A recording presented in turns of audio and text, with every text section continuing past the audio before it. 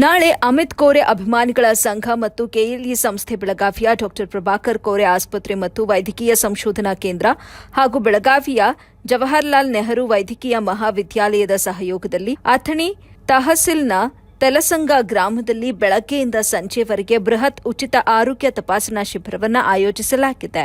ಈ ಶಿಬಿರದಲ್ಲಿ ಭಾಗವಹಿಸಿ ಸದುಪಯೋಗ ಪಡೆದುಕೊಳ್ಳಿ ಎಂದು ನಗರದ ಖ್ಯಾತ ಹಿರಿಯ ವೈದ್ಯ ಮಲ್ಲಿಕಾರ್ಜುನ ಹಂಜಿ ಮನವಿ ಮಾಡಿದರು.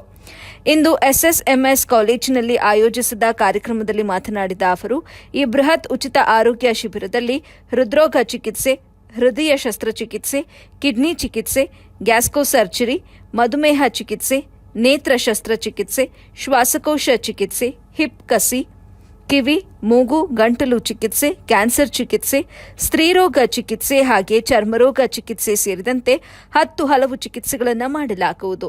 ಅಮಿತ್ ಕೋರೆ ಅವರು ಸಾರ್ವಜನಿಕ ಹಿತದೃಷ್ಟಿಯಿಂದ ಅನೇಕ ಶೈಕ್ಷಣಿಕ, ಕೈಗಾರಿಕಾ ಮತ್ತು ಸಾಮಾಜಿಕ ಕಾರ್ಯಗಳನ್ನು ಮಾಡುತ್ತಿದ್ದಾರೆ.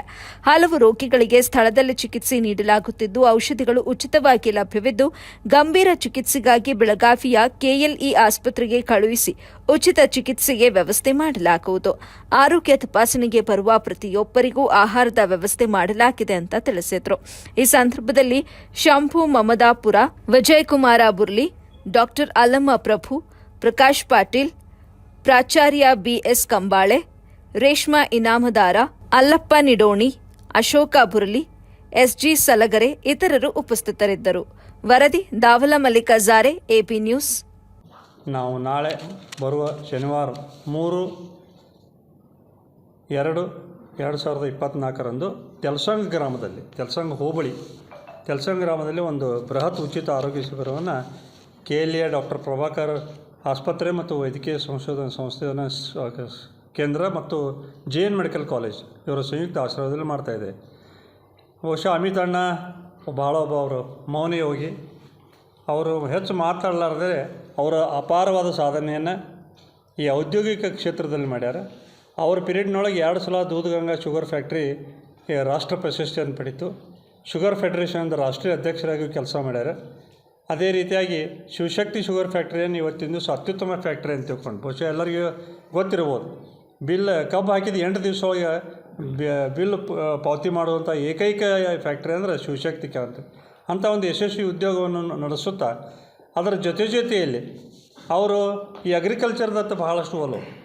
ಈಗಾಗಲೇ ಬಹುಶಃ ಎಲ್ಲ ಪತ್ರಿಕೆಗಳಲ್ಲಿ ಈಗ ಒಂದು ವಾರದೊಳಗೆ ಬಂದಿತ್ತು, ಹೊಸ ಕಬ್ಬಿನ ತಳಿಯನ್ನು ಸಂಶೋಧನೆಗಾಗಿ ಮಾಡ್ತಾಯಿದ್ದಾರೆ.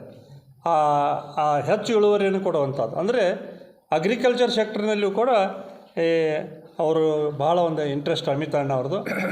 ಅವರು ಒಂದು ಅದರ ಜೊತೆಯಲ್ಲಿ ಕೂಡ ಒಂದು ಫೌಂಡೇಶನನ್ನು ಸ್ಥಾಪಿಸಿ ಆ ಫೌಂಡೇಶನ್ ವತಿಯಿಂದ ಎಲ್ಲ ಹಳ್ಳಿಗಳಿಗೆ ಶುದ್ಧ ಕುಡಿಯುವ ನೀರಿನ ಬಹುಶಃ ನಿಮ್ಗೆ ಎಲ್ಲ ಶೈತ್ಯಲು ಗೊತ್ತಿಲ್ಲ, ನನ್ನ ದವಾಖಾನೆ ಎದುರುಗಡೆನೇ ಒಂದು ವಾಟರ್ ಫಿಲ್ಟರನ್ನು ಕೂಡ ಇವತ್ತು ಅವರ ಒಂದು ಫೌಂಡೇಶನ್ನಿಂದ ಮಾಡ್ಯಾರ. ಅವರು ಜನಸೇವೆಯನ್ನು ಮಾಡ್ರೂ ಕೂಡ ಎಂದು ಮುಂದೆ ಬರಬೇಕು, ನನ್ನ ಹೆಸರು ಬರಬೇಕು ಅಂತ ಬಯಸಿದವರಲ್ಲ. ಆ ರೀತಿಯಾದ ಮಾಡಿದಂಥ ಅವ್ರದ್ದೇ ಆದಂಥ ಒಂದು ಅಭಿಮಾನ ಬಳಗ ಇವತ್ತಿನ ದಿವಸ ನಾವೆಲ್ಲ ಕೂಡ್ಕೊಂಡು ಈ ಉಚಿತ